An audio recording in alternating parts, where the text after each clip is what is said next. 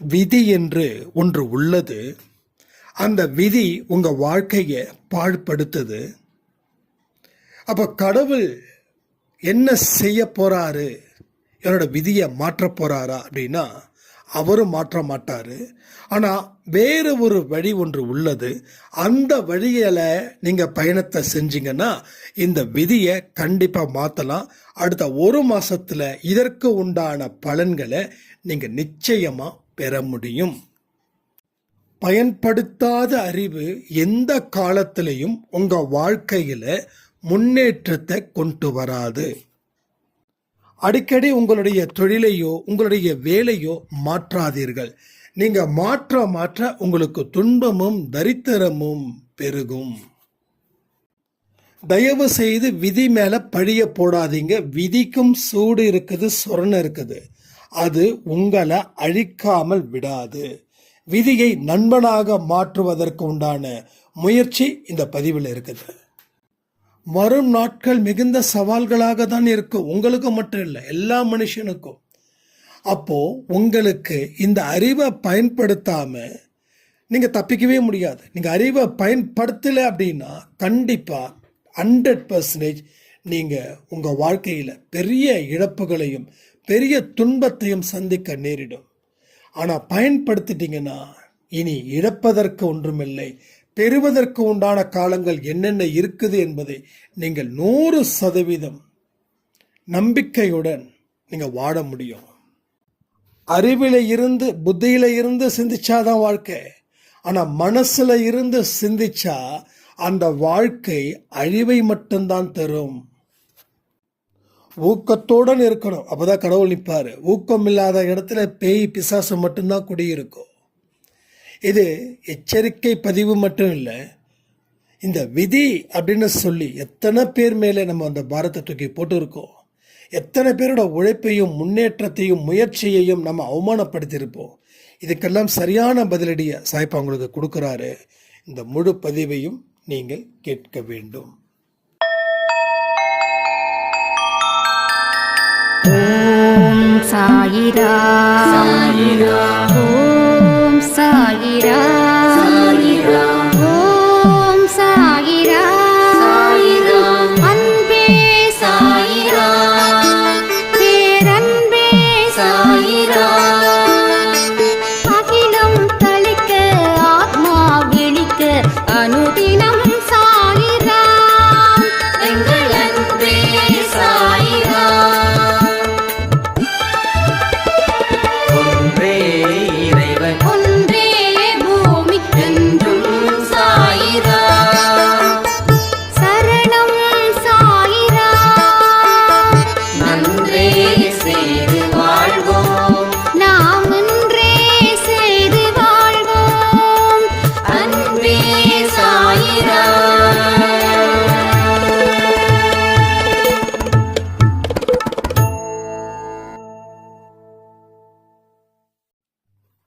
சாயிராம்.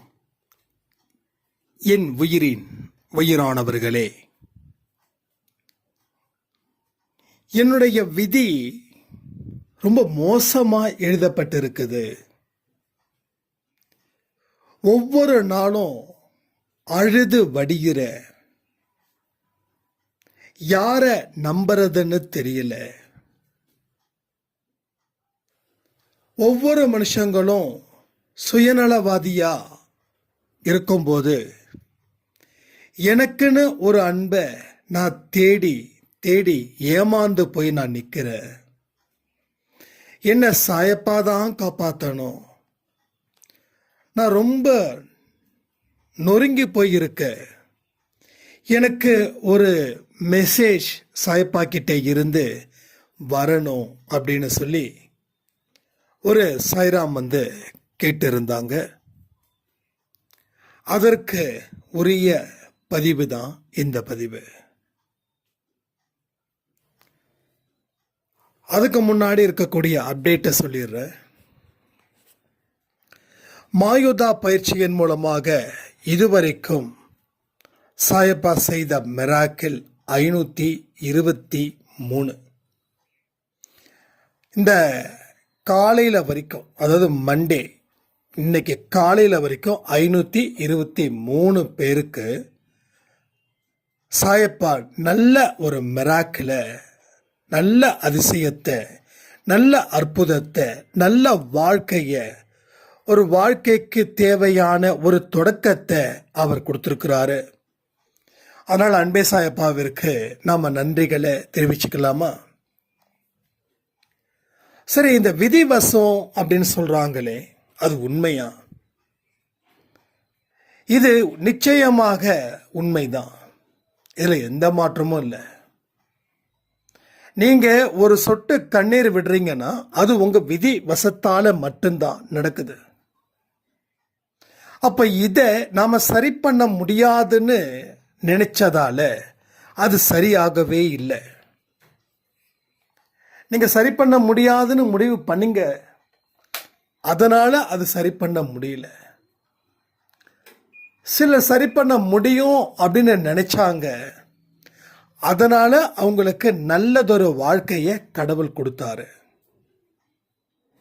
உண்மையை போலியாகவும் போலிய உண்மையாகவும் தான் நாம் நம்பி வாழ்க்கையில் ஒரு வெறுமையான ஒரு வெற்றிடத்தில், ஒரு தனிமையில், ஒரு மோசமான சூழ்நிலையில் நாம் வாழ்ந்துக்கிட்டு இருக்கிறோம்.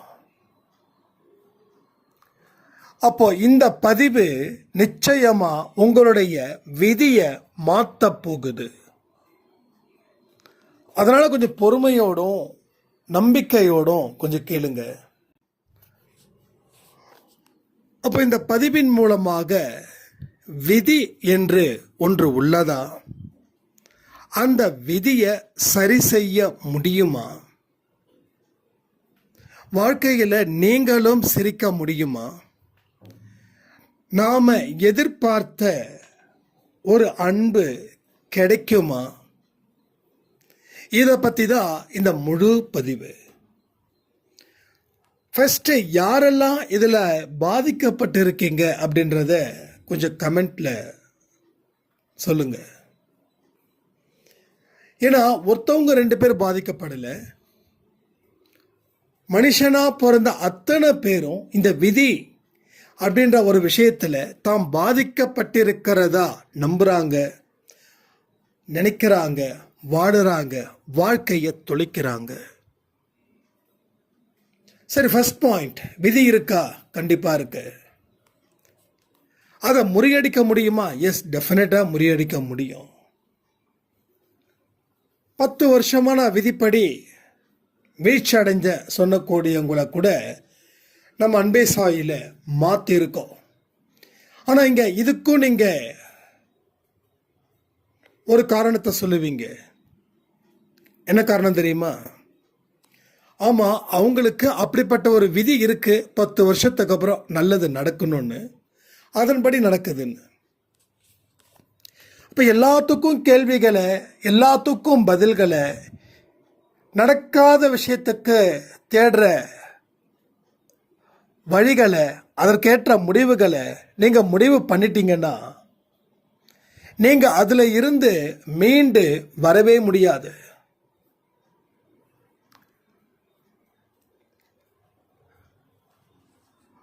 அப்போ எல்லாருடைய முயற்சிகளால் எதுவுமே நடக்கலையா? அப்போ முயற்சி அப்படின்றது இல்லையா? எவ்வளவு முயற்சி செய்தாலும் தோல்விதான் அடையணுமா? அப்போ முயற்சி செய்து வாழ்க்கையில் வெற்றி பெற்றவர்கள் அத்தனை பேருக்கும் விதி தான் காட்டுச்சா? அப்போ உங்க உழைப்பு இல்லையா? உழைக்காதவன் சம்பாதிக்கிறானா? முயற்சி பண்ணாதவன் சாதிக்கிறானா? இந்த கேள்விகளை நான் கேட்டா உங்களால் என்ன பதில சொல்ல முடியும்?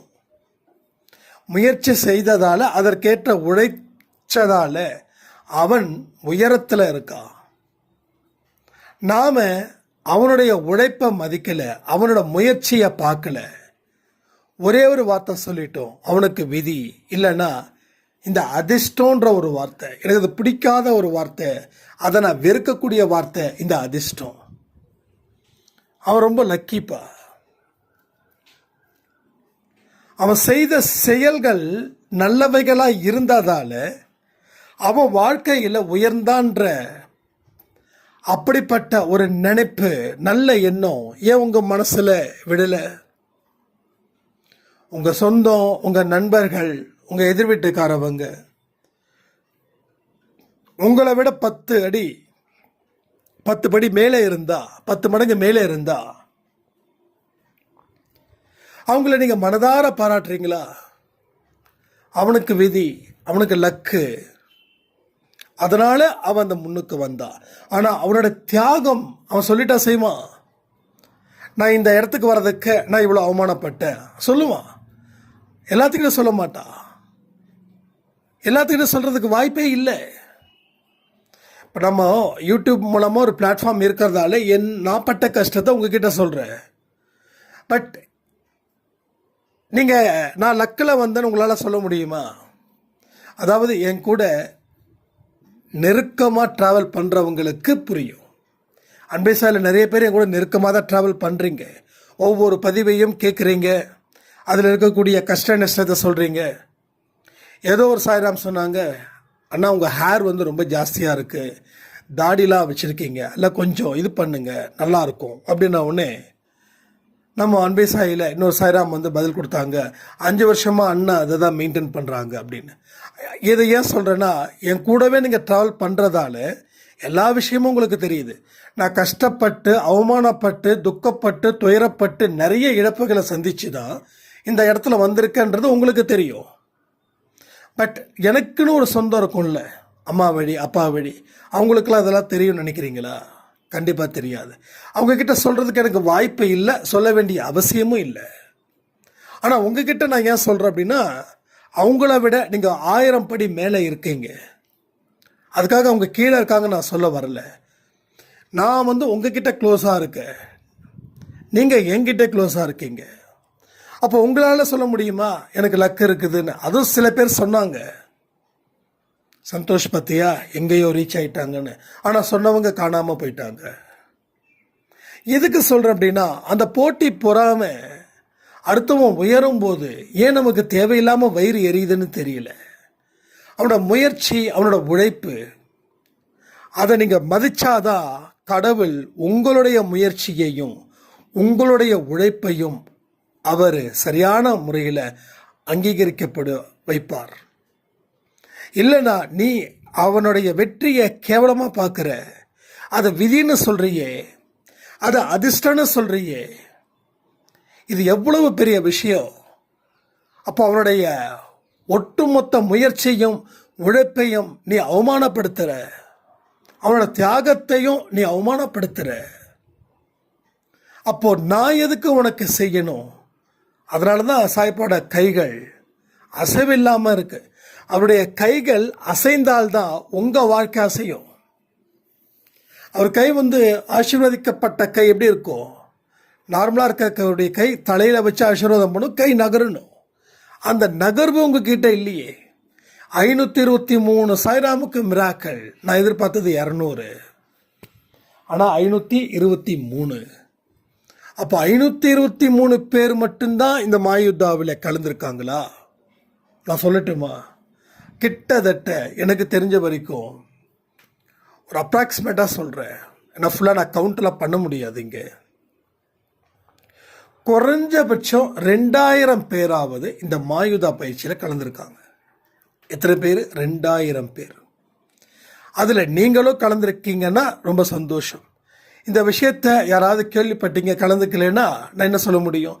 அப்போ அவங்களால முடிஞ்சது உங்களால் ஏன் முடியல அப்படின்னா, ஒரே ஒரு விஷயம், உங்களால் முடியாதுன்னு நம்பினதால, வாழ்க்கையில் முன்னேற முடியாதுன்ற ஒரு நம்பிக்கையை அதிகமாக வச்சதால. எதில் நம்பிக்கை வச்சிங்க? முன்னேற முடியாதுன்ற விஷயத்தில் அதிகமாக நம்பிக்கையை வச்சதால, நான் இல்லை சாயப்பாவே நேரடியாக வந்து பயிற்சியில் கலந்துக்கோ அப்படின்னு சொன்னாலும் உங்களால் பயிற்சியில் கலந்துக்க முடியாது. ஏன்னா உன்னுடைய எண்ணங்கள் தான் உன் வாழ்க்கையை தீர்மானிக்கக்கூடிய கருவியாக இங்கே நிற்குது. அதை மாற்றவும் முடியும், அதை அழிக்கவும் முடியும். இதை செஞ்சாவே உன்னோட விதியை மாற்றி எழுதவும் முடியும். இதை செஞ்சாதான் மாற்றி எழுத முடியும், செய்யலைன்னா ஒன்றும் பண்ண முடியாது. வழக்கம் போல் டூ வீலரில் போகிறவன் திடீர்னு கார் வாங்கிட்டா உங்களால் ஏற்றுக்க முடியாது. சாதாரணமான கார் வச்சுருக்கிறவன் புதுசாக ஃபாரின் கார் வாங்கிட்டா ஏற்றுக்க முடியாது. உங்களுக்கு தூக்கம் வராது, சாப்பாடு இறங்காது. இதெல்லாம் ஏன் எதுக்குன்னு நம்ம யோசிக்கிறதே கிடையாது. ஏன்னா உங்களுக்கு வரதை அவன் தட்டி பறிக்கல, அவனுக்கு தேவையானதை அவன் முயற்சி, உழைப்பு, தியாகத்தின் மூலமாக அவன் பெற்றான். நமக்கே வயிறு எரியுது, நமக்கே இவ்வளோ பெரிய வயிற்றறிச்சல். என் அண்ணன் சரியாக இருக்கான், நான் சரியா இல்லை. என் அண்ணனுக்கு எல்லாமே வாய்ச்சுது, எனக்கு எதுவுமே வாய்க்கல அப்படின்னு சொல்லக்கூடியவங்களும் நிறைய இருக்குங்க. நிறைய வாட்ஸ்அப்பில் நீங்கள் அனுப்புகிறீங்க, அந்த சந்தேகத்துக்கு தான் கம்ப்ளீட் பண்ணுறேன் நான். ஏன்னா ஒரு உதவி கூட எனக்கு பண்ண மாட்டான் தெரியுங்களா அப்படின்னு கேட்குறாங்க. சரி, உதவி பண்ணுற அளவுக்கு நீங்கள் ஏன் மோசமான வாழ்க்கையை வாழ்ந்தீங்க? நான் தான் கேட்டேன், உங்கள் அப்பா அம்மா உங்கள் அண்ணனுக்கு ஏதாவது படிக்க வச்சா உங்களை படிக்க வைக்கலையா? என்னையும் படிக்க வச்சாங்க, ஆனால் அவன் நல்லா படித்தான். அப்போ நீங்களே ஒத்துக்கிறீங்க, நான் நல்லா படிக்கலைன்னு ஒத்துக்கிறீங்க. சரி, படிக்கலை அது வேற விஷயம். ஏதாவது ஒரு தொழிலில் நிலைச்சு நிற்க முடியுதா? மனசு அலைப்பாயிஞ்சிக்கிட்டே இருக்குது. ஒரு நாள் இந்த பிஸ்னஸ், இன்னொரு நாள் வேற பிஸ்னஸ். இந்த பிஸ்னஸுக்கும் அந்த பிஸ்னஸுக்கும் சம்மந்தமே இல்லை. எங்கே 10 ரூபா அதிகமாக கிடைக்குதோ அங்கே போகிறோம். இது சரியா தப்பான்னு நிறைய பேர் கேட்குறீங்க. சரிதான் சொல்கிறீங்க, அது எப்படி சரியாகும்? பிடிச்ச விஷயத்தில் தியாகன்ற ஒரு வார்த்தை எங்கே உருவாகுது தெரியுமா? பிடிச்ச விஷயத்தை நீ செய், அதில் ஏகப்பட்ட லாஸ் வந்தாலும் நீ அதை சரி பண்ணு. உனக்கு கடவுள் எல்லா நலத்தையும் எல்லா வளத்தையும் தருவார். அப்போ இங்கே இருந்து ஒரு 10 ரூபா ஜாஸ்தி ஆகுதா, உடனே அங்கே மாறுறோம். அங்கே இருந்து இன்னொருத்த 20 ரூபா ஜாஸ்தி கொடுத்தனா அங்கே மாறுறோம். இப்போ நீங்கள் எல்லா ஃபீல்டுலேயும் கால் பதிக்க முடியாது. அப்போ யார் தன்னுடைய லட்சியத்தை இறுதி வரை போராடி வெல்கிறார்களோ அவர்கள் வெற்றியாளர்கள் இல்லை, சாதனையாளர்கள்.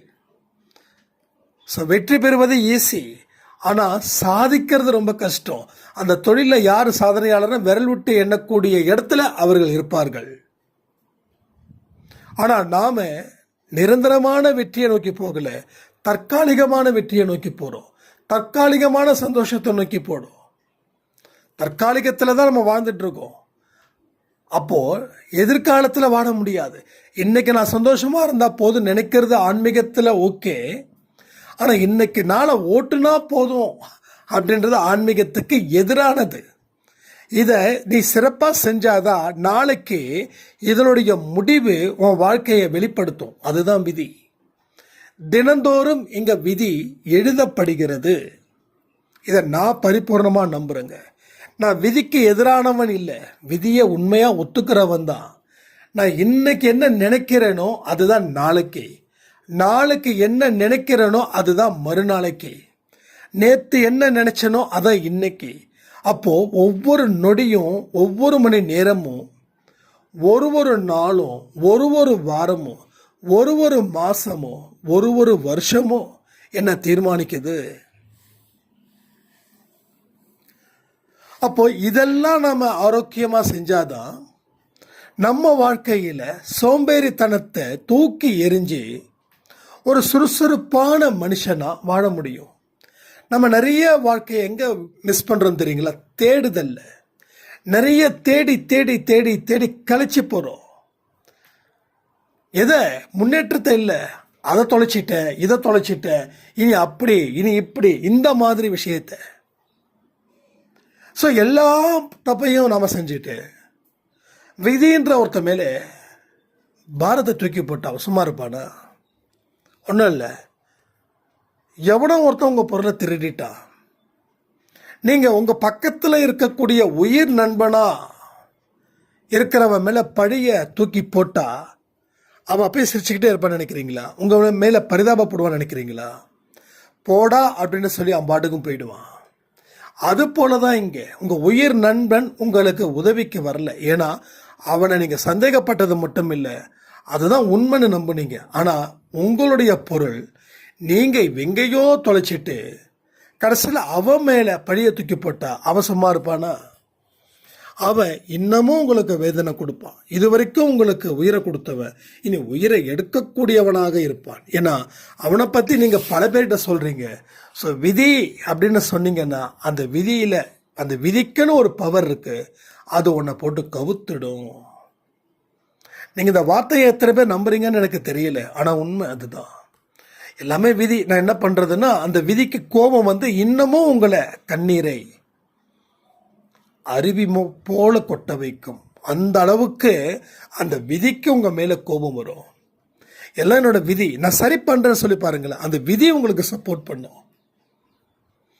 அந்த விதின்றத ஒரு மனுஷனாக எடுத்துக்கோங்க. இப்போ வீண் பழியை உங்கள் மேலே யாராவது போட்டாங்கன்னா நீங்கள் என்ன ஜீசஸ் மாதிரி பொறுமையாக இருந்துருவீங்களா? அந்தளவுக்கு நமக்கு இருக்குதா? இல்லையே. எதிர்த்து நிற்போம். என்ன வந்து தப்பே பண்ணாத என்ன இவ்வளவு தூரம் நீ பல பேர்கிட்ட சொல்லி என் பேரை கெடுத்துட்டல்ல, இனி நான் யாருன்னு காட்டுற பாருன்னு நீங்கள் சொல்லுவீங்களா, சொல்ல மாட்டீங்களா? ஸோ சொல்லுவோம், சொல்லி இருக்கோம். இனிமேல் சொல்லுவோமான்னு தெரியாது, ஆனால் சொல்லி இருக்கிறோம். தப்பே பண்ணாத நான் எதுக்குங்க தண்டனை அனுபவிக்கணும் அப்படின்னு சொன்னவங்க ஏராளம் என்கிட்ட. அப்போ தப்பே பண்ணலைன்னும் போது கோவம் வருது. ஒருவேளை தப்பு பண்ணியிருந்தால் கோவம் வந்திருக்காது இல்லையா? ஒருவேளை நீங்கள் தப்பு பண்ணியிருந்தீங்கன்னா கோவம் வந்திருக்காது. யாரோ ஒருத்தருக்கு சொல்லும் போது நீங்கள் வருந்திருப்பீங்க, ஃபீல் பண்ணியிருப்பீங்க, மன்னிக்க சொல்லியிருந்திருப்பீங்க, இல்லை கோவத்தை வெளிப்படுத்தாமல் அமைதியான முறையில் இருந்திருப்பீங்க. ஆனால் நீங்கள் தப்பு பண்ணலைன்னு உங்களோட கோபம், ஆக்ரோஷம் அப்படியே வந்து ருத்ர தாண்டவம் மாதிரி நீங்கள் ஆடுறீங்க. அப்போ அதே போல் விதின்ற ஒரு மனுஷன் அவனை தேவையில்லாத பழிகளை அவன் மேலே போடும்போது அவன் சும்மா இருக்க மாட்டான். அவன் வாழ்க்கையில் பல பிரச்சனைகளை உங்களுக்கு தீர தீர தீர தீர கொடுத்துக்கிட்டே இருப்பான். ஒரு பிரச்சனை தீரும், சாய்ப்பா நீங்கள் வணங்குறீங்க, ஆனால் தீர்ந்ததுக்கப்புறம் மறுபடியும் ஒரு பிரச்சனை வரும். இது வருதான்னு கமெண்ட்டில் சொல்லுங்கள். அப்படி வருது அப்படின்னாவே அங்கே ஏதோ ஒரு விஷயம் நடந்துட்டு இருக்குதுன்னு அர்த்தம். ஏதோ ஒரு விஷயம் நடக்காமல் எதுவுமே நடக்கலை, ஆனால் என்னமோ ஒரு விஷயம் நடக்கிறதால தான் எல்லா விஷயமும் உங்களுக்கு எதிராக வந்து நிற்குது. இதை என்னைக்காவது நீங்கள் யோசிச்சு பார்த்துருக்கீங்களா? இப்போவும் சொல்கிற உங்கள் விதியை மாற்றக்கூடிய சக்தியை கடவுள் உங்ககிட்ட இன்னைக்கு கொடுக்கல, நேற்று கொடுக்கல. நீங்கள் எப்பெல்லாம் மனித பிறவி எடுத்தீங்களோ அப்பெல்லாம் அவர் கொடுத்துருக்கார். புதுசாக கொடுக்க ஒன்றுமே இல்லை. நான் ஒரு பொருளை கொடுக்குறேன் அப்படின்னா நீங்கள் அதை யூஸ் பண்ணாதான் அந்த பொருளுக்கு பெருமையாக இருக்கும். அதை எடுத்து ஒரு ஓரமாக வச்சுட்டு ஒரு வருஷம் கழித்து அந்த பொருளை யூஸ் பண்ணிங்கன்னா அந்த பொருள் பாழாக போயிடும். அதுபோல தான் நம்முடைய அறிவும் பயன்படுத்தாமல் இருக்கும்போது அந்த அறிவு பாழாக போகுது. எதுக்கும் பிரயோஜனம் இல்லாத அறிவு என்ன ஆகுது? எதற்கையும் யூஸ் பண்ணாத அறிவு, பயன்படுத்தாத பொருள், பயன்படுத்துகிற பொருள் கூட பிரச்சனை வராது, பெருசாக வராது. அது பயன்படுத்தினதால போயிருக்குன்னு சொல்லி 10 வருஷம் கழிச்சு தூக்கி போடுவோம். ஆனால் பயன்படுத்தாத ஒரு பொருள் ஒரு வருஷமாக நீங்கள் வச்சுருந்தீங்க அப்படின்னா மறுபடியும் அதை யூஸ் பண்ணும்போது கண்டிப்பாக அதில் எந்த விதமான ஏதாவது ஒரு பிரச்சனையை அந்த பொருள் ஏற்படுத்தும். ஒன்றும் இல்லை, நம்ம லேப்டாப் தானே பண்ணிகிட்ருக்கோம். அப்போது சில கஸ்டமர்ஸ் வந்து, சார் லேப்டாப் ஆன் ஆகலை, என்ன ஆச்சுங்க? இல்லைங்க, ஒரு வருஷமாக யூஸ் பண்ணலை, ஆன் பண்ணால் ஆன் ஆகலை. இப்போ யூஸ் பண்ண லேப்டாப்புக்கு பிரச்சனை இல்லை, யூஸ் பண்ணாமல் ஒரு லேப்டாப் வச்சுருக்கும் போது ஆன் ஆகாது. அப்போ அதை கழட்டி பிரித்து அதை பண்ணி இதை பண்ணி ரெடி பண்ணி ஒரு 1000 2000 செலவு பண்ணால் தான் மறுபடியும் ஆன் ஆகும். அது போல தான் அந்த எக்ஸ்பீரியன்ஸ் வச்சு தான் நீங்கள் சொல்கிறேன். அப்போ பயன்படுத்தாத அறிவு மட்டும் என்ன விதிவிலக்கா? அறிவை பயன்படுத்தணும். யோசிக்கிறது வந்து அறிவை பேஸ் பண்ணி இருக்கணும். யோசிக்கிறது மனசை பேஸ் பண்ணி இருக்கக்கூடாது. ஸோ மனசை பேஸ் பண்ணி இருந்துடுச்சு அப்படின்னா அங்கே பிரச்சனை ஸ்டார்ட் ஆகுது. ஆனால் அறிவை பயன்படுத்தி யோசிச்சா அங்கே வாழ்க்கையை வளர்ச்சியை பற்றி ஒரு வழியை காட்டுது. ஸோ இது மாதிரி பல விஷயங்களை பேசிக்கிட்டே போகலாம். ஆனால் இதையும் அவ்வளோ சீக்கிரம் உங்களால் ஏற்றுக்க முடியாது. ஏன்னா நீங்கள் பல ஜென்மத்தில் விதி என்ற ஒன்று உள்ளது, அதுதான் என் வாழ்க்கையை தீர்மானிக்குதுன்னு சொல்லியிருக்கீங்க. அப்போ இதை படிப்படியாக உங்களுக்கு கொண்டு வந்தால் தான் அடுத்த 1 or 2 months உங்களுக்கு இதில் இருந்து சின்ன சின்னதாக ஒரு வழிகள் பிறக்கும். இதையெல்லாம் முடிவு பண்ணுங்க. ஸோ விதி என்பது உள்ளது, ஆனால் அது நீங்கள் எப்படி அதை பயன்படுத்த போறீங்களோ அதை பொறுத்து உங்கள் வாழ்க்கை மாறப்போகுதுன்னு சொல்லி இந்த ஆடியோவை நான் முடிக்கிறேன். ஜெய் சாய்ராம். ஓம் சாயிரா சாயிரா, ஓம் சாயிரா சாயிரா, ஓம் சாயிரா சாயிரா, அன்பே சாயிரா, பேரன்பே சாயிரா, அகிலம் தளிக்க ஆத்மா விழிக்க அனுதினம் சாயிரா, எங்கள் அன்பே சாயிரா. ஒன்றே இறைவன், ஒன்றே பூமிக்கென்றும் சாயிரா, சரணம் சாயிரா, நன்றே செய்து வாழ்வோம், நாம் ஒன்றே செய்து வாழ்வோம், அன்பே சாயிரா.